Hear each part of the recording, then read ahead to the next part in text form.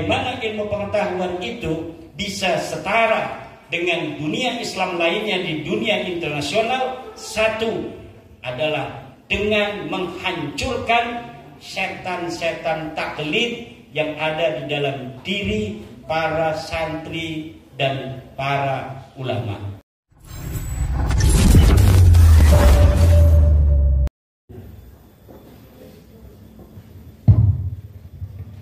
Assalamualaikum warahmatullahi wabarakatuh. Alhamdulillah, salatan wassalaman ala rasulillah Sayyidina Muhammad ibn Abdillah Marba'atu, yang saya muliakan pengasuh pondok pesantren Darul Ulum Kiai Haji Ahmad Junaidi Al-Bantani, yang juga merupakan Ketua Komisi Fatwa Majelis Ulama Indonesia Pusat, Panitia Halaqah Fikih Peradaban Pondok Pesantren Darul Ulum Kiai Haji Abdul, Ketua Yayasan Kiai Haji Fahru Roji, juga Sivitas Akademika Pondok Pesantren Darul Ulum Kiai Hudari dan seluruh keluarga. Pemateri kita dari pengurus besar Nahdlatul Ulama telah hadir. Ini yang ganteng pakai jas, Kiai Haji Al-Hafidh Kurniawan. Beliau adalah pengurus besar Nahdlatul Ulama Lembaga Bahsul Masail, juga asli dari Jakarta. Ini Kiai Haji Darul Azka Wong Jowo Ngayogyakarta Hadiningrat. Ini beliau sengaja hadir dari Jogja untuk menjalankan tugas dari pengurus besar Nahdlatul Ulama dalam rangka Halaqah Fikih Peradaban. Tema kita hari ini dalam Halaqah Fikih Peradaban di Pondok Pesantren Darul Ulum adalah mengangkat tema ijtihad ulama Nahdlatul Ulama dalam bidang sosial dan politik. Ada 5 kata kunci yang ada di dalam tema ini. Yang pertama adalah ijtihad, yang kedua adalah ulama, yang ketiga adalah NU, yang keempat adalah sosial, dan yang kelima politik. Saya sebagai pemateri yang pertama hanya akan mengambil kata kunci yang pertama untuk nanti diteruskan oleh dari PBNU tentang kata kunci yang lainnya. Kata kunci yang akan saya eksplorasi dalam kesempatan ini adalah tentang ijtihad. Saya akan batasi di dalam ijtihad karena saya kira ada kesenjangan antara perkembangan peradaban dengan ajaran Islam. Sepertinya perkembangan peradaban yang begitu cepat tidak mendapatkan respon yang sama dari ulama-ulama Islam, apalagi di Indonesia. Nampaknya ulama Indonesia hanya menunggu ulama-ulama Timur Tengah ketika adanya masalah baru, masalah-masalah kekinian yang muncul. Jadi sepertinya ulama Indonesia menempatkan dirinya hanya sebagai pengutip daripada pendapat ulama-ulama Timur Tengah. Padahal piranti-piranti dari istinbat dan ijtihad itu diajarkan di pondok pesantren. Dari situ sebenarnya laik bagi ulama-ulama Indonesia, terutama ulama-ulama NU, untuk berijtihad. Bahkan menurut saya ini lebih layak ulama-ulama Indonesia di dalam berijtihad. Karena apa? Karena pengajaran di pondok pesantren saat ini lebih detail di dalam masalah nahwu, soroh, badi, bayan, ma'ani, mantik, usul fiqih, qawaid fiqhiyah daripada di Timur Tengah hari ini. Mungkin orang yang bisa baca kitab Gundul tanpa berharokat di dunia hari ini terbanyak di Indonesia. Orang yang tamat kitab Sahih Bukhari dari bab wahyu sampai terakhir 4 jilid, di dunia ini yang paling terbanyak adalah ulama dan santri Indonesia. Begitu pula yang sudah tamat Sahih Muslim, Abu Dawud, Turmudi, Nasai, Ibnu Majah, itu kebanyakan adalah santri dan ulama-ulama Indonesia. Yang hafal Alfiyah, saya mungkin agak berlebihan kalau mengatakan yang terbanyak hari ini adalah di Indonesia daripada di dunia Islam lainnya. Pengkajian secara harfan-harfan di pondok pesantren di Indonesia dalam bidang fikih dan usul fikih hari ini masih tertradisikan dengan baik. Ulama-ulama Indonesia hari ini sudah faham tentang itu kitab Al-Waraqat, Ghayatul Wusul, Jam'ul Jawami. Mungkin Jam'ul Jawami kitab usul fikih hari ini yang paling populer di dunia, terutama di Asia Tenggara, Mesir, juga di belahan India. Itu hari ini yang banyak tamat Jam'ul Jawami ini adalah santri dan ulama Indonesia. Tapi kenapa ulama Indonesia hari ini hanya berhenti sebatas membaca kitab kuning tanpa kemudian naik level untuk menganalisa, mengistimbat, bahkan kata istihad itu sepertinya tabu bagi ulama-ulama kita di kalangan Nahdlatul Ulama. Sehingga pada 100 tahun terakhir perkembangan dunia Islam sejak Syekh Nawawi Tanara Al-Bantani, ini tidak ada lagi ulama Indonesia yang berkaliber seperti Syekh Nawawi Al-Bantani. Setelah Syekh Mahfud At-Turmusi, tidak ada lagi ulama Indonesia yang berkaliber seperti beliau, Syekh Mahfud At-Turmusi. Bahkan untuk mencapai derajat seperti itu, Syekh Nawawi dan Syekh Mahfud At-Turmusi itu harus pergi ke Hijaz, kemudian baru mendapatkan martabatun aliyatun fi jami'il ulum. Ini yang menjadi pertanyaan besar di dalam benak saya. Kenapa dengan piranti yang amat lengkap seperti itu, ulama-ulama Indonesia, santri-santri Indonesia itu tidak naik level? Lama pertanyaan itu menggurita di dalam sukma dan perasaan, baru kemarin-kemarin ini ada jawaban. Jawabannya itu lahir setelah diskursus nasab Habib Ba'alawi ini muncul. Ketika 1 tahun yang lalu saya menyajikan hasil kajian saya tentang terputusnya nasab Ba'alawi, kemudian itu menjadi diskursus publik, bukan hanya di Indonesia tapi juga di Timur Tengah dan beberapa negara Asia Tenggara yang di situ ada Habib Ba'alawi. Hari ini baru saya mendapat sebuah jawaban kenapa Indonesia minim melahirkan para ulama-ulama kelas dunia. Jawabannya adalah taklid buta. Qabulu qaulin bila hujjatin, menerima ucapan tanpa adanya dalil sekalipun dari orang lain. Dari mana kesimpulan itu muncul? Kesimpulan itu muncul dari narasi-narasi yang terbangun di media sosial tentang bagaimana para santri kita dan para ulama menyikapi diskursus nasab itu. Sebagian besar dari saudara-saudara kita itu ketika menyikapi diskursus nasab ini mengatakan, oh dulu kan Mbah Hasyim Asy'ari tidak mempermasalahkan nasab Ba'alawi, kenapa sekarang kita mempermasalahkan? Apakah misalnya Imaduddin Utsman itu lebih baik, lebih pintar daripada Syekh Hasyim Asy'ari?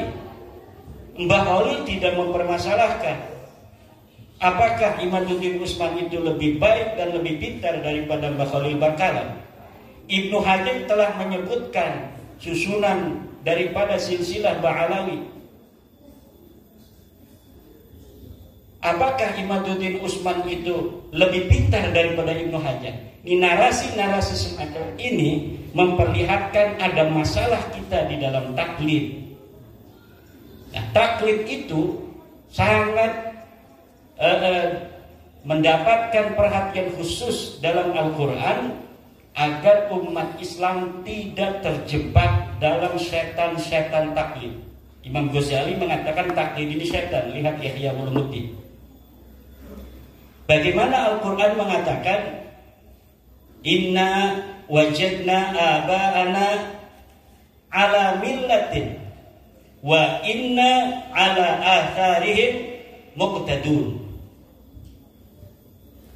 Karena bapak kita sudah begini, mempunyai pendapat, apakah ada dalil atau tidak ada dalil, maka inna ala atharihim muqtadun. Kita mengikuti saja walaupun tidak ada dalilnya. Al-Quran melarang kita untuk mengikuti sesuatu tanpa adanya dalil.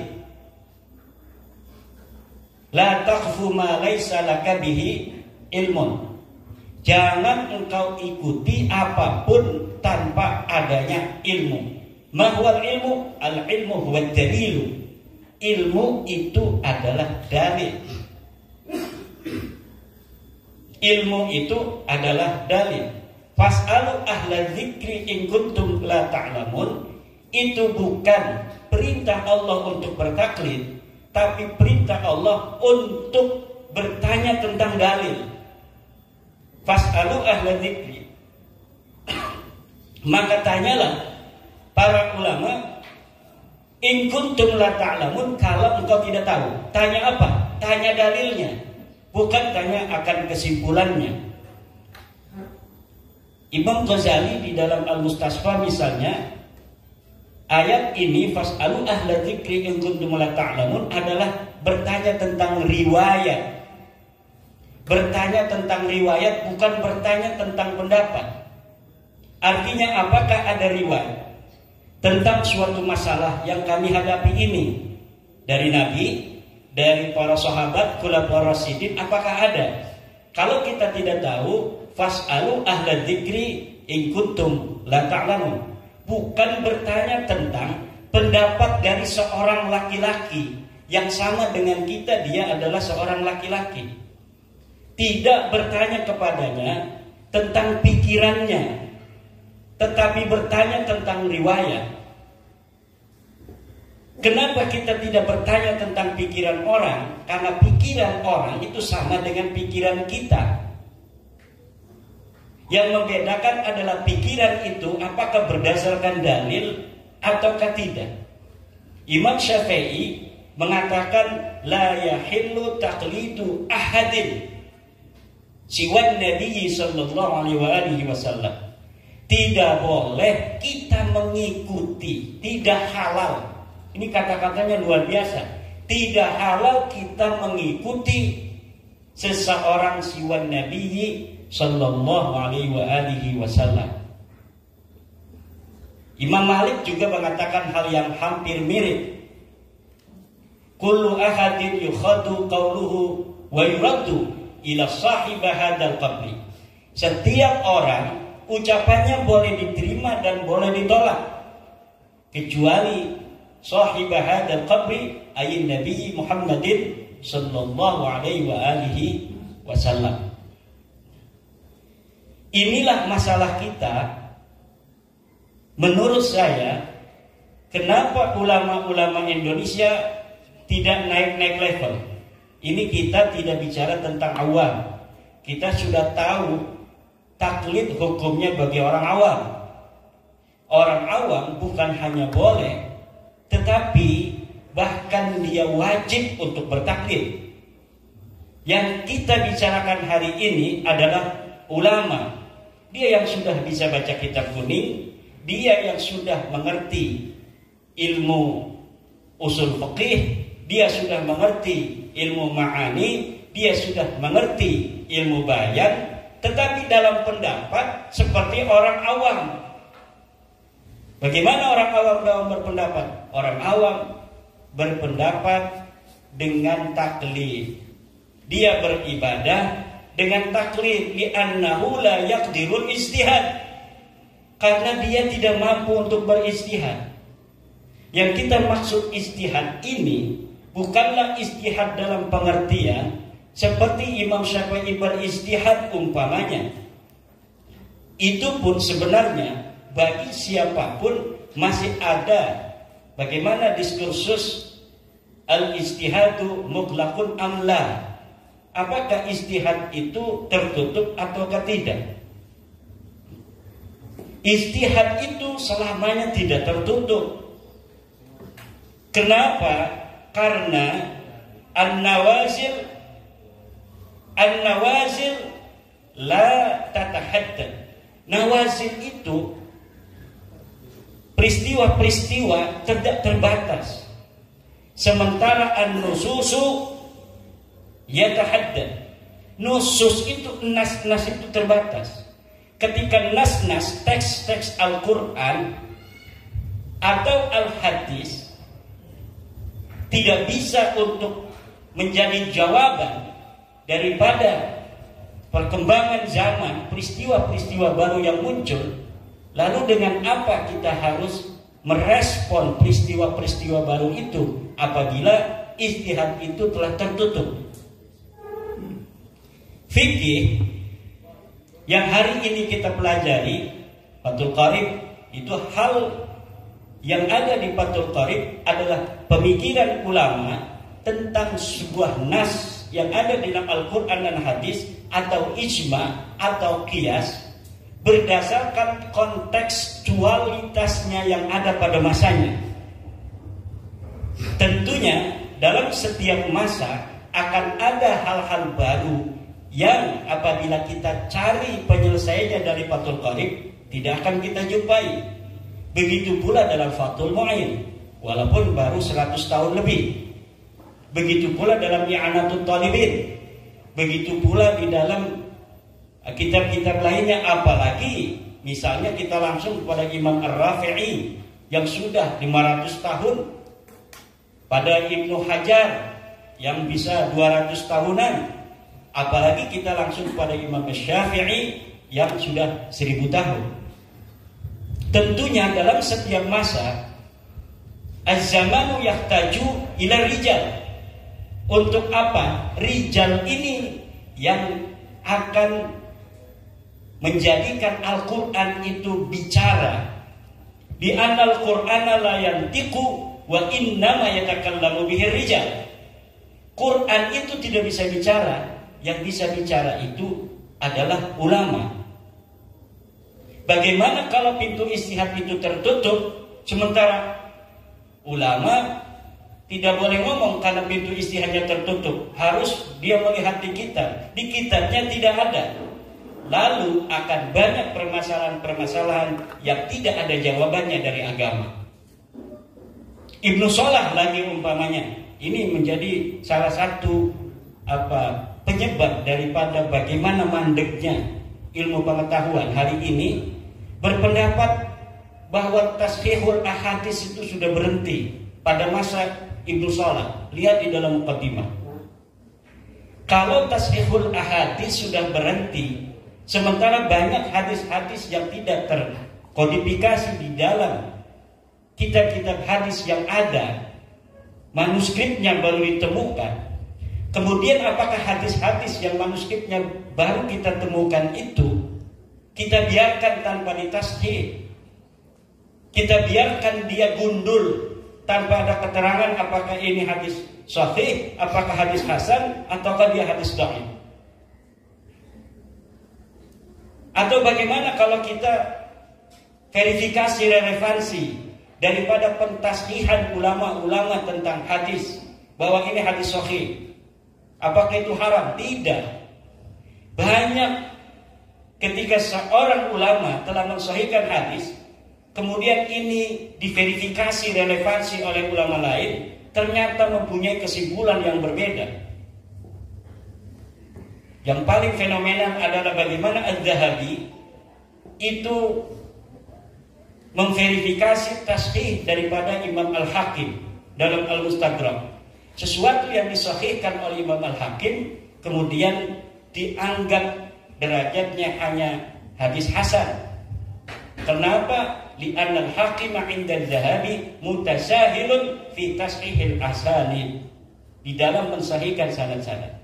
Dan inilah fikih peradaban Nahdlatul Ulama hari ini merangsang kita untuk bagaimana memverifikasi berbagai macam tatanan-tatanan pola pikir yang sudah mengkristal di kalangan kaum muslimin Indonesia untuk dapat menjawab peradaban masa kini dan masa yang akan datang.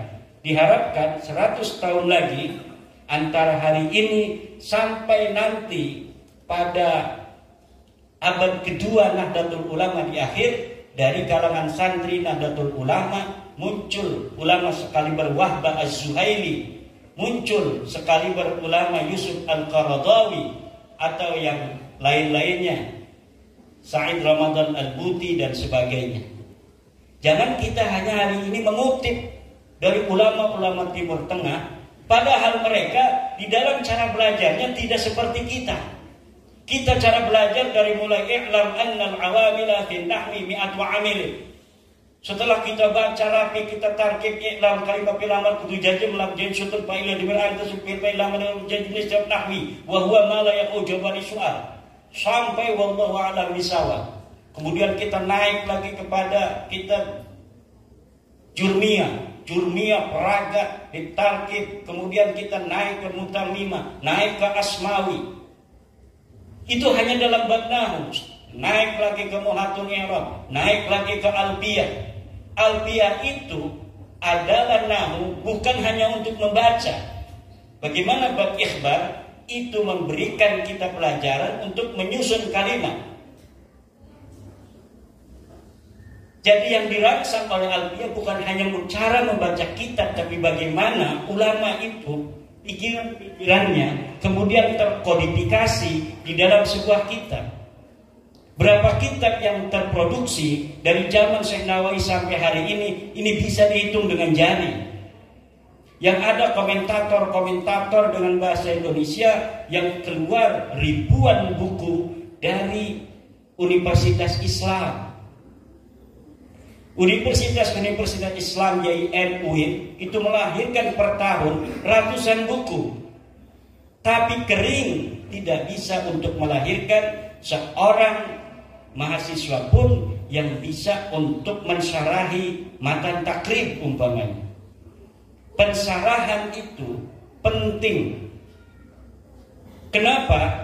Walaupun kita tidak bisa melepaskan diri begitu saja dengan fikih-fikih masa lalu yang berkaromah dalam tanda kutip, tetapi kalau ada pensarahan baru dari ulama hari ini, maka kejadian dan peristiwa yang lahir hari ini itu bisa terreportase masuk ke dalam kitab itu, yang nanti anak cucu kita tidak akan terlalu jauh untuk melihat di masa Syekh Nawawi tentang apa yang terjadi di sekitar ulama. Tetapi ada wasilah dan wasaid di mana di tahun kita hari ini ada peristiwa-peristiwa yang terekam. Perkembangan fikih yang perlu mendapatkan respon yang cepat dari ulama hari ini belum terekam dalam kitab-kitab yang dikaji di pondok pesantren. Hanya dalam bidang fatwa, misalnya dari Mesir ada fatwa-fatwa yang tidak punya internet tidak bisa melihat fatwa itu. Kemudian Majelis Ulama Indonesia bikin fatwa tentang bagaimana hukumnya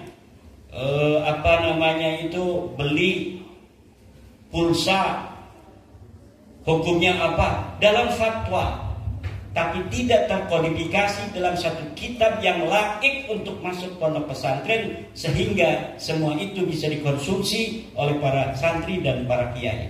Ini kira-kira yang ingin saya eksplorasi yang nanti akan dikembangkan bagaimana ijtihad itu dilakukan oleh Nahdlatul Ulama di dalam bidang sosial dan politik. Hal lain yang saya temukan sebentar lagi karena ini waktunya terbatas adalah kenapa ulama Indonesia tidak melahirkan ulama besar 100 tahun terakhir ini. Ada jiwa inferioritas yang tersindrom di dalam jiwa-jiwa umat Islam Indonesia. Jadi umat Islam Indonesia secara kemanusiaan dia memiliki sindrom inferioritas terhadap orang Barat, orang bule. Umat Islam Indonesia sebagai seorang Muslim mempunyai inferioritas, sindrom inferioritas terhadap orang Arab.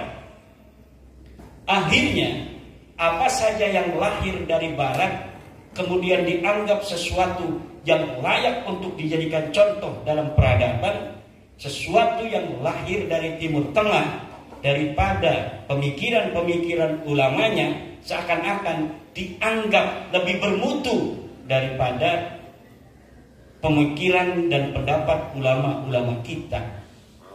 Inilah yang harus dihilangkan karena ajaran Islam tidak mengenal manusia lebih mulia dari sisi iriknya, dari sisi jenisnya, dari sisi sukunya dengan umat Islam lainnya. Laqad karramna bani Adam. Kita semua ini adalah anak Adam. DNA yang ada dalam diri kita itu ada DNA Nabi Adam. Tidak ada yang membedakan kita dengan orang Arab dari sisi DNA. Sama-sama DNA-nya adalah DNA Nabi Adam. Tidak ada yang membedakan kita dengan orang Barat. Hanya karena sistem cuaca yang ada di Barat memiliki sistem cuaca tersendiri sehingga menjadikan mereka jadi seperti itu mukanya. Dan kita, cuaca kita yang ada di Indonesia yang demikian ini menjadikan kita seperti ini. Hanya itu yang membedakan. Yang lainnya sama, kita dengan orang Barat sama, dan kita dengan orang Arab juga sama. La fadla li Arabiyyin ala ajamiyyin illa bitaqwallah. Tidak ada keutamaan orang Arab terhadap orang Ajam, sebaliknya wala li ajamiyyin ala arabiyyin. Bagi orang Ajam tidak lebih baik dari orang Arab illa bitaqwallah, kecuali dengan ketakwaannya kepada Allah. Ini yang harus dikembangkan dan dibelutut terhadap santri-santri kita. Kalau tidak ada belutut, kita pakai syar'id atau kita bisa untuk menggunakan wifi orang lain kalau lagi tidak ada paketnya. Semangat ini, semangat pembaruan, kita menantang masa depan untuk Indonesia yang lebih baik dari sisi ilmu pengetahuan, dan karena hari ini dari sisi adab kemanusiaan kita terbukti lebih baik dari orang Arab. Bagaimana umat Islam Indonesia yang terbanyak hari ini itu hidup rukun mulai dari merdeka sampai hari ini, sementara orang-orang Saudi masih perang dengan Yaman. Orang Myanmar masih bermasalah tentang suku dengan orang-orang dari Rohingya. Orang-orang di Palestina masih bermasalah dengan orang-orang di Israel.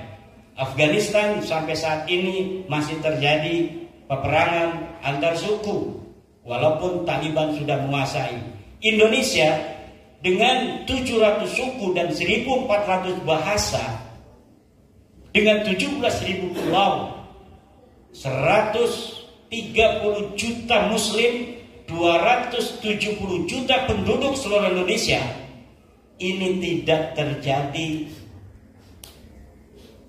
perang saudara yang signifikan. Walaupun ada di Aceh atau di Papua, tetapi frekuensinya kecil.